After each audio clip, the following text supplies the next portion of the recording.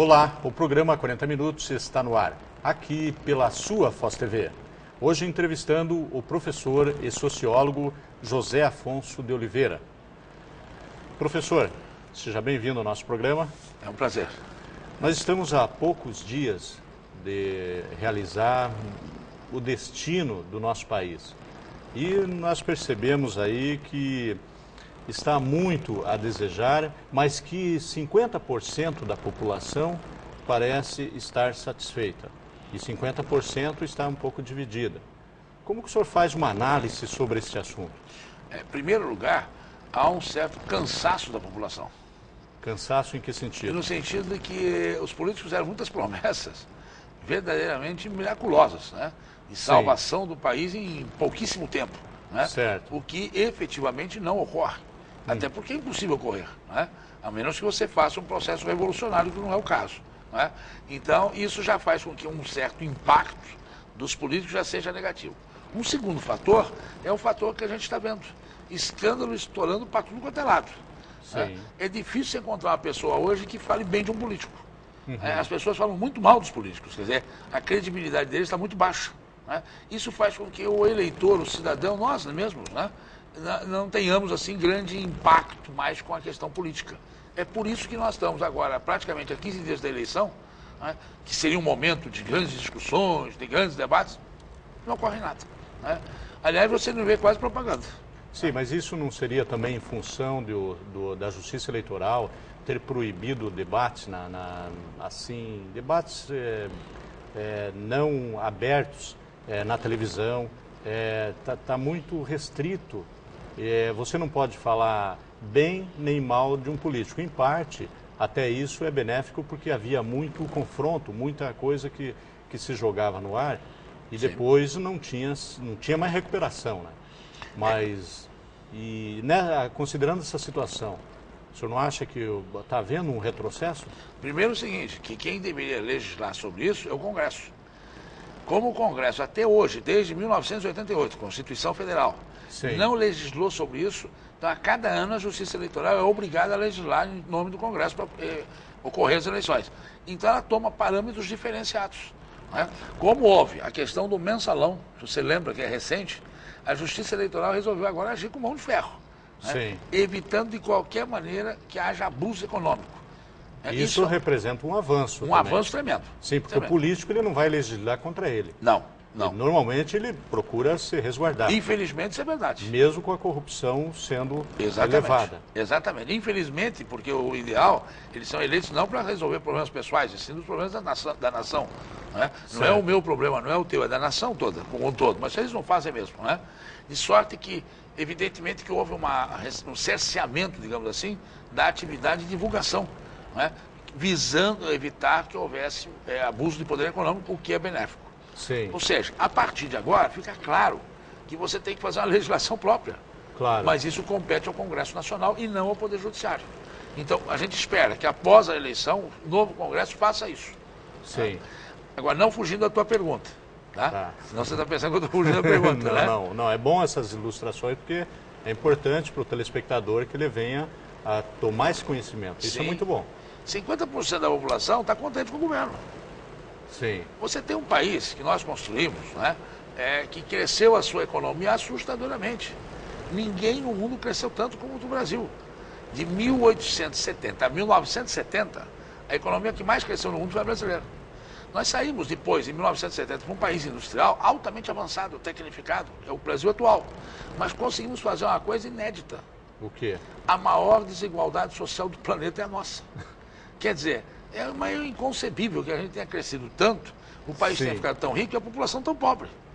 E a tendência é piorar mais ainda. É piorar mais ainda. Aí Sim. vem a questão do governo. Né? Havia uma série de políticas paternalistas, assistencialistas. Eu estou falando isso, por exemplo, na época do governo Vargas. Certo. Foi quebrado tudo isso no governo Collor. As assistências sociais, etc. Você lembra muito bem? Sim, né, houve um entesouramento. Um entesouramento disso aí. Sim. Aí vem a tal da política neoliberal com as chamadas políticas compensatórias. Sim. Né? E, evidentemente, o governo soube agir muito bem a favor dele, né? Criando uma série de políticas de compensação de renda em vista da pobreza da população, o que é altamente, digamos agora, benéfico. Né? Você tem 40 milhões de brasileiros em estado subhumano. Você tem que dar comida para essa gente. Só que o erro está em que isso é feito a favor do político, individual, personalista, porque a nossa tradição, desgraçadamente, é essa. E segundo, sem perspectiva de, no futuro, isso ser quebrado por uma situação de estabilidade. Quer dizer, eu não vejo nenhuma forma de você dizer, olha, essa bolsa escola, bolsa isso, bolsa aquilo, vai acabar em vista de que você está gerando empregos. Pelo contrário, a geração de empregos continua muitíssimo aquém da necessidade do país, muito abaixo da necessidade. As políticas sociais do Estado, educação, saúde, etc., são muito frágeis, né? De sorte que essa situação permanece fazendo com que você crie um verdadeiro grupo eleitoral muito forte. Né? Que é evidente. Quer se perpetuar no poder. Que é evidente, né? Sim. Quem está passando miséria, que não é o nosso caso. Claro. Que ganha um salário, uma bolsa, um auxílio em dinheiro, que ganha luz de graça, que ganha leite, que ganha isso, ganha aquilo, não tem governo melhor. Ô, professor, então dá para se dizer que com tantas bolsas a população brasileira hoje está vivendo de esmola. Está vivendo de esmola. Está vivendo de esmola. E quem está pagando essa esmola? Somos nós. Somos nós. Você vê, por exemplo, que eles não falam em nenhum momento, por exemplo, reduzir taxa de imposto de jeito nenhum. Mas eu estou dizendo uma coisa mais pé no chão, mais legal, mais exequível. Por exemplo, rever a tabela de imposto de renda. Nenhum deles fala. Sim. Né? Quando você sabe que ela está absolutamente defasada já faz tempo, não é do governo atual. Isso já vem acontecendo. De sorte que uma parcela da população paga uma fortuna, né? Para que a coisa se continue inalterada. Até quando, não sei. Sim. Mas a coisa realmente é complicada. Né? Quer dizer, o que você tem no Brasil, no país hoje? Um governo para quantos? Um governo? Não é para 100% da população?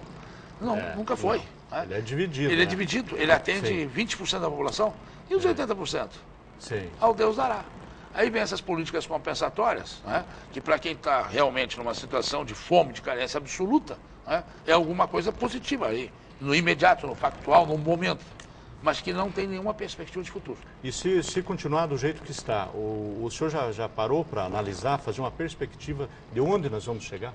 Vamos chegar no seguinte, nós temos 3 países emergentes no mundo. Sim. Índia, China e Brasil. Dos 3, o pior que está em qualificação de crescimento é o Brasil. Cresce muitíssimo pouco, em vista da potência que ele é. Né? E das riquezas. E das riquezas que tem, né? Ele cresce muito pouco. Sim. Né? E principalmente cresce pouco, porque não há investimentos em áreas fundamentais, vitais. Por exemplo, qual é o investimento que é feito efetivo na área de educação? É bom, mas é muito baixo, em função do que tem que ser um país de primeiro mundo. Qual é o investimento que se faz em área de ciência e tecnologia? É extremamente curto, extremamente Tem países pequeno. que estão exportando tecnologia e conhecimento. Sim. E nós estamos exportando o quê? Soja. Soja. Alimento básico. E não se preocupam em investir na educação. Não se preocupam em investir na educação. Porque você constrói um país pensando exatamente, só no futuro, evidente. Claro. Chega de dizer que o Brasil é um país do futuro, né? É. Pensando no presente, mas tendo os olhos postos no futuro. Sim. O que nós vamos deixar para aqueles que vão nos suceder. Aí você constrói um país de base sólida, de uma sociedade mais equilibrada, não é essa que nós temos. Vamos ficar na primeira parte, que eu iniciei. O Brasil cresceu a sua economia. Que maravilha, é verdade. Né? Mas vamos para a segunda parte, né? A nossa situação é catastrófica. Quer dizer, como é que nós vamos crescer a nossa economia? Isso é um milagre. Sim. Esse é um verdadeiro milagre. Crescer uma economia e a população do outro lado ficar mais pobre. Então não se percebe um projeto assim com direcionamento, um foco para que a população evolua, que a nossa sociedade, o lado social, saia dessa miséria. Porque isso necessita o que hoje, Heitor? De um plano nacional. E Sim. nós não temos um projeto de nação. Nós podemos ter, no máximo, aquilo que a gente vê por aí. Projetos de eleitoreiros ou eleitorais. O eleito agora vai fazer tais promessas, quer dizer, como se isso fosse um projeto de governo, mas não é. Sim. Isso é tapa-furo, como a gente está vendo. E aí é que a justiça eleitoral deveria ter seus braços deveriam alcançar esse lado, para que a população não caia em estelionatos eleitorais baseados em promessas. Tá? Mas eu vou lhe pedir um tempo para a gente falar sobre isso daqui a pouco. Tá? Nós vamos para um intervalo comercial e voltaremos logo em seguida.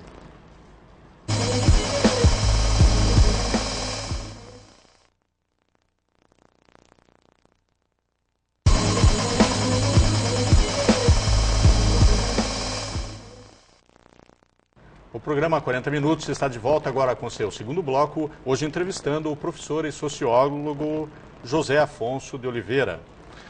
Professor, nós percebemos que a Justiça Eleitoral está se esforçando para buscar um maior equilíbrio nas disputas eleitorais.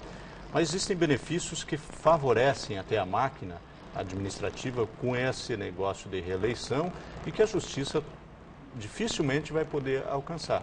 Então, o senhor não acha que há um desequilíbrio aí que vai ser difícil conter?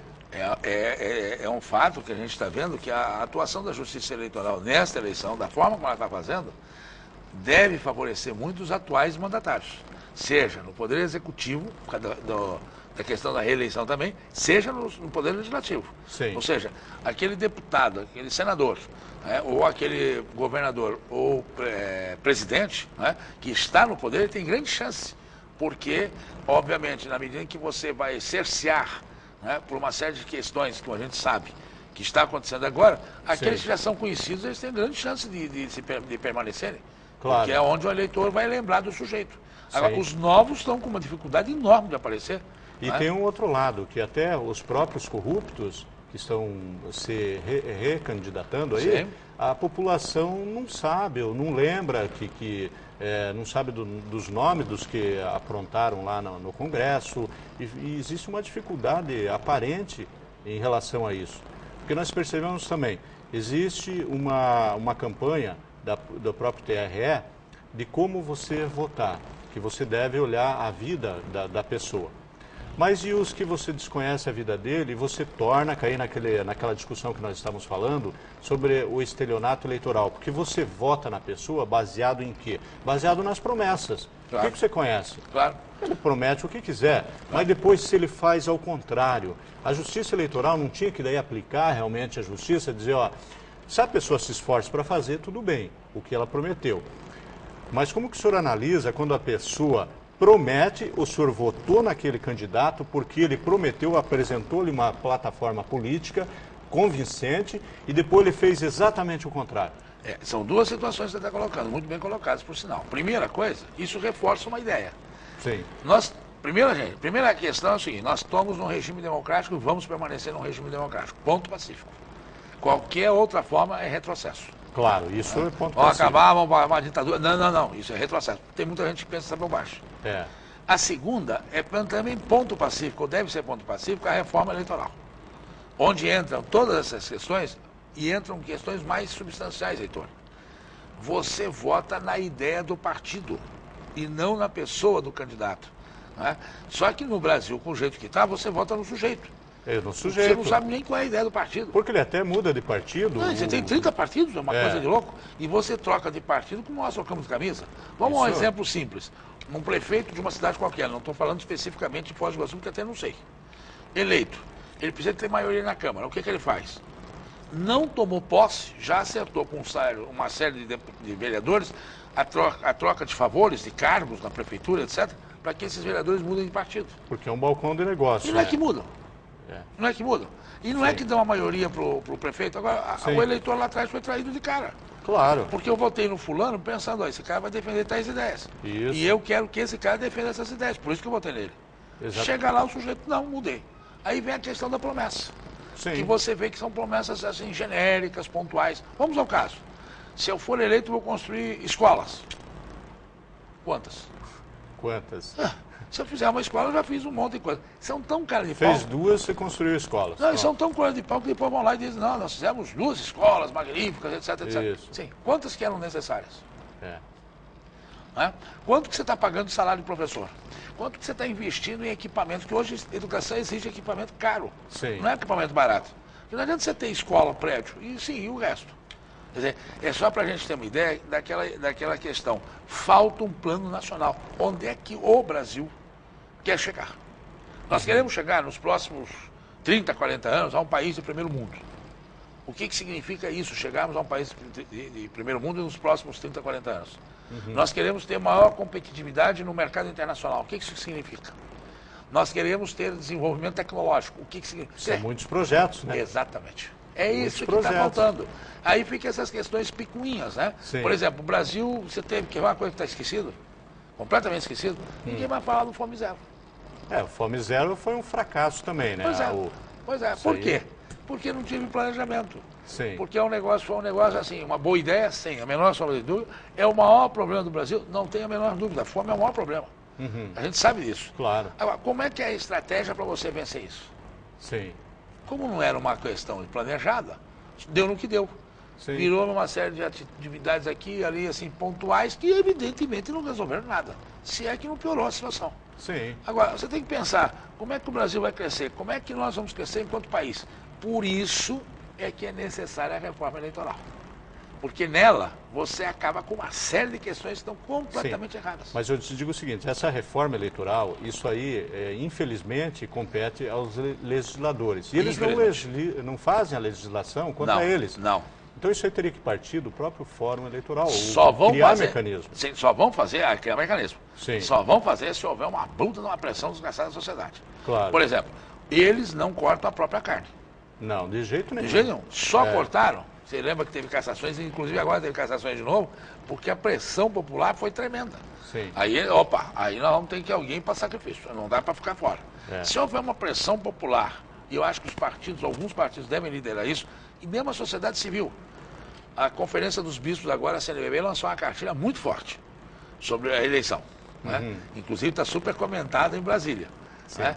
Pesada, pegou pesado na questão dos objetivos da nação, do combate à corrupção, enfim, de organização do país. E tem que surgir esses levantes assim nesse momento. A OAB pode pegar muito pesado, como já fez isso no passado. A Associação Brasileira de Imprensa, ABI. Ou seja, lembra aqueles órgãos todos da sociedade civil que continuam a existir?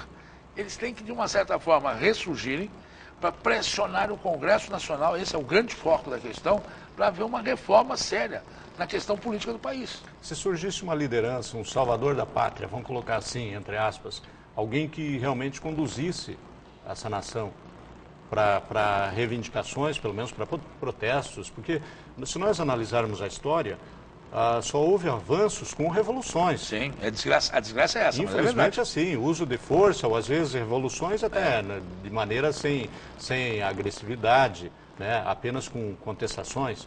E isso, infelizmente, a nação precisa disso em alguns momentos. Nós precisamos, evidentemente, a gente está vendo uma coisa muito estranha. Sim. Nós precisamos de líderes. Quando você fala isso, você pensa assim, eu preciso de um líder na presidência. Não, líderes nacionais. Não é o presidente. É também o presidente, mas é o líder no Congresso Nacional, é um líder no Poder Judiciário, é um líder empresarial. Nós estamos carentes. Mas no Brasil, o líder é o que ganha mais, não é o que tem carisma. Exatamente. É uma pessoa que realmente... Uma pessoa séria, que trabalhe, que isso. tenha visão de futuro. Não é? É preciso isso, é fundamental isso, nenhuma nação vai para frente sem isso. Não é? Você pega, por exemplo, terminada a Segunda Guerra Mundial, né, que é um fato, não é tão distante da gente. Quem era o Adenauer na Alemanha? Era um líder alemão. Os caras tiveram a competência de dar a ele o poder para salvar a Alemanha. A Alemanha hoje é uma potência mundial. É claro, ele congregou todos aqueles líderes empresariais, políticos, religiosos, culturais da Alemanha, transformou a Alemanha no que ela é. Agora, era uma pessoa de visão de futuro. Sim. Não de visão ali do momentozinho do final da Segunda Guerra que ele tinha que construir a Alemanha. Ele construiu a Alemanha para ser a Alemanha que é hoje. Olha o que ela é. Tem coisas que só a sociologia, pelo jeito, explica. Tá? Porque não tem outra maneira. E eu estava analisando o seguinte, o número, tem que saber o número, né, na hora de votar ali, usar a urna eletrônica. Tem que saber o número. Parece que não foi trabalhado em cima disso. Não está sendo trabalhado. Não está sendo trabalhado, né? E vai dar um rolo desgraçado isso aí. Eu mesmo não sei o número do meu candidato. No meu candidato, eu tenho que procurar na rua para saber. Eu sei o nome, mas eu sei o nome. Então, está acontecendo isso. Eu acho que vai haver uma correria nos últimos dias aí, atrás do número. E muito santinho, muito panfleto. Agora, cuidado, ano passado era fácil. Você põe uma camiseta lá com o número do sujeito, no dia da eleição todo mundo olhava e votava. Está proibido. Agora está proibido, parece, né? Os candidatos não se alertaram que não adianta dizer, olha, vote no Heitor. Isso aí não interessa nada. Qual é o número do Heitor? Você precisa exatamente. Porque eu preciso do número, que lá não tem nome dele.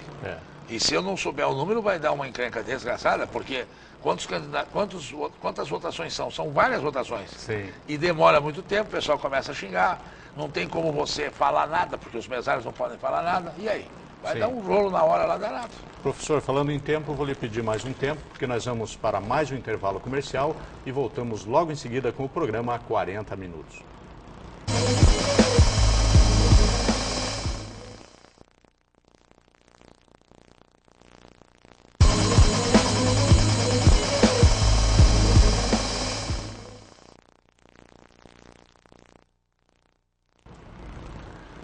O programa 40 Minutos está de volta agora com seu terceiro e último bloco, hoje entrevistando o professor e sociólogo José Afonso de Oliveira. Professor, considerando que a grande parte do pessoal que decide o voto no país, grande parte é a maior vítima, é aquele cidadão o mais oprimido, o que acontece com ele se nós vemos antenas de televisões, até nas favelas? O que acontece? Por que esse povo não está tão bem informado quanto o restante dos eleitores esperavam? Bom, a resposta é bem óbvia, né? É um pessoal que não tem formação nenhuma. Sim. Na área educacional, não é? É um pessoal de baixa escolaridade. Porém, a televisão consegue fazer com que ele entenda. Agora, evidente, se você perguntar para mim, ele entende a questão da corrupção do Congresso Nacional? Não, ou muito mais restrito, porque isso é feito através de TV por assinatura. Né? Se bem que a televisão aberta coloca, mas é flash, é muito rápido. Né? Agora, ele tem consciência, sim, do que está acontecendo, né? E a saída que ele vê no governo é aquilo que nós comentamos no começo, né? Ele vê como uma coisa positiva, né? Dada a situação que ele está vivendo.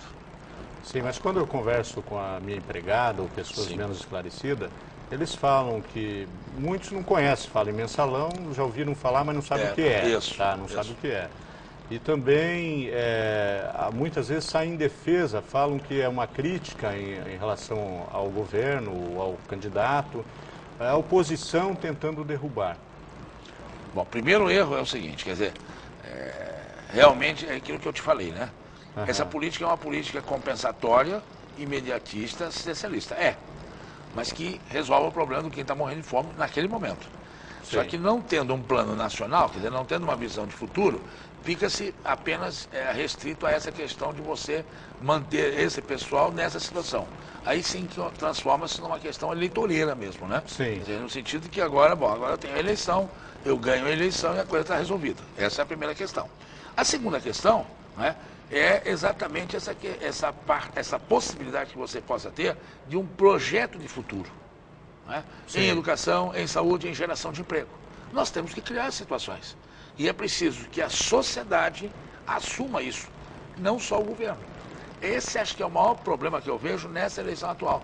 Há um distanciamento entre os candidatos e a sociedade. Sim. Nós estamos do lado de cá falando isso.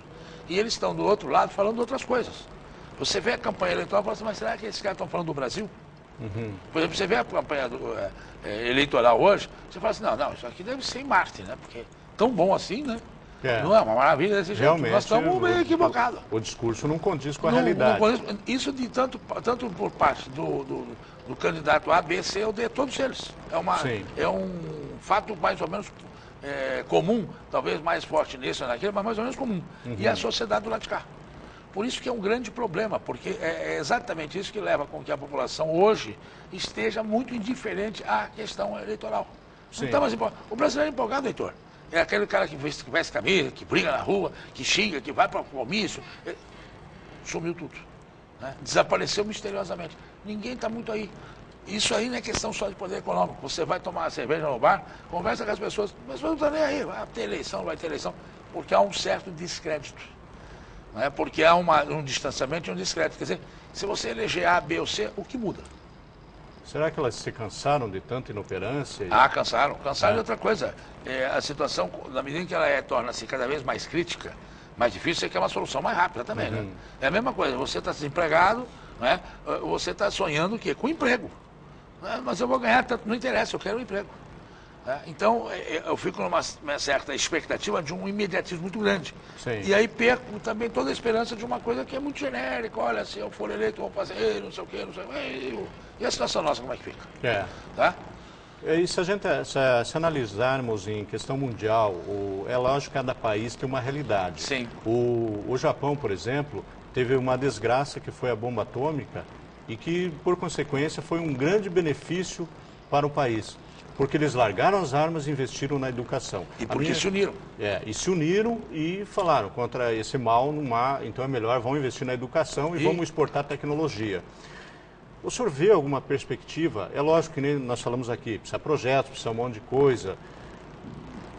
A perspectiva seria a educação a curto prazo? Porque é difícil a gente buscar uma resposta.